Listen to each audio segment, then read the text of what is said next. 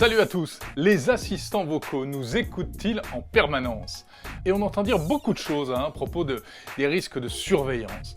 Alors, est-ce qu'ils nous espionnent? Eh bien, d'une certaine manière, oui, un petit peu, mais il y a quand même beaucoup de fantasmes et beaucoup de choses fausses qui peuvent être dites ici et là, et je voudrais essayer de vous expliquer en détail comment ça se passe. Alors les assistants vocaux, on le sait, ils se déclenchent avec des mots-clés, ce qu'on appelle les wake words. Je ne vais pas les prononcer pour éviter d'activer votre assistant. Et forcément, on se dit que pour qu'il puisse détecter le mot d'activation, le mot-clé, l'assistant doit toujours être en veille avec une oreille tendue pour surveiller ce qu'on va dire. Alors ça, c'est exact, oui, et c'est ce qu'on appelle l'écoute passive. Mais ensuite, la détection du mot-clé, eh bien, en réalité, elle est faite localement, dans l'appareil. Il n'y a aucune donnée qui est envoyée sur Internet. Lorsque vous prononcez ce mot-clé, ça reste dans la boîte. Alors, pas toujours. Dans certains cas, la détection peut aller un peu plus loin au niveau du serveur, c'est quand ce n'est pas clair. S'il n'est pas sûr d'avoir bien compris, eh bien l'assistant va alors envoyer l'information sur le serveur de la compagnie pour analyser un peu plus en détail. Mais ça, c'est en train de changer parce qu'en fait, les assistants deviennent de plus en plus puissants et ils peuvent reconnaître de mieux en mieux les mots-clés de manière passive et de manière locale sans avoir besoin d'envoyer l'information sur Internet. Alors ensuite, il y a ce que l'on va demander à l'assistant, c'est-à-dire la requête elle-même. Quel temps fera-t-il demain? Ferme les volets? Quel est l'âge du capitaine? Etc. etc. Et là, c'est ce qu'on appelle l'écoute active. Ça veut dire que l'assistant est déclenché à ce moment-là et il va ouvrir un canal pour envoyer la requête sur Internet, sur des serveurs d'Amazon, de Google, etc. Le système va alors traduire votre parole en texte pour que l'intelligence artificielle puisse analyser le sens de votre requête.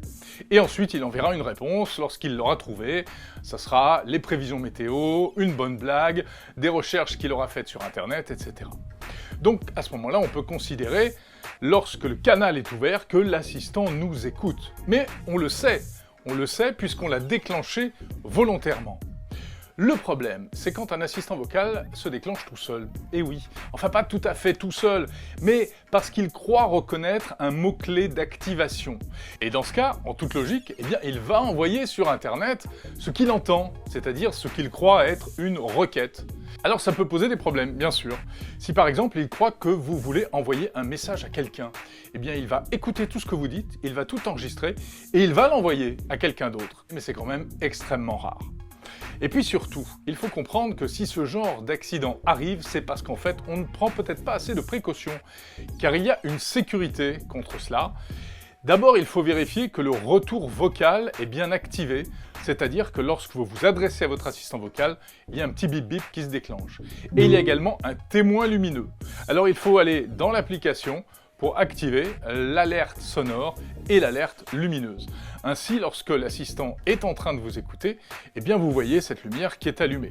Lorsque l'assistant croit que vous l'avez appelé, la lumière va rester allumée pendant 6 secondes en attendant un ordre. Si vraiment vous avez des secrets, eh bien c'est pas à ce moment-là qu'il faut les dire.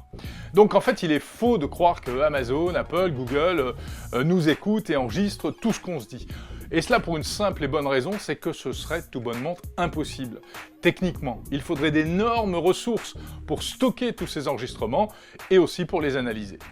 Alors, ça n'empêche qu'on a entendu parler tous de ce problème d'employés qui écouteraient les conversations. Et oui, ça existe. En tout cas, c'est arrivé.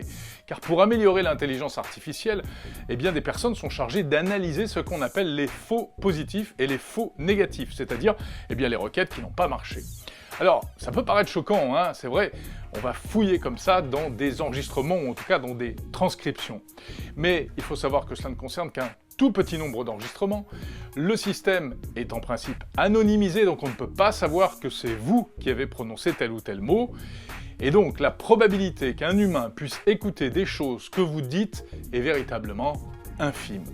Alors encore une fois, si vous avez activé l'alerte sonore et visuelle, c'est à vous de faire attention, par exemple, de ne pas prononcer votre numéro de carte bancaire ou le mot de passe de votre compte Netflix lorsque l'écoute active est en fonctionnement.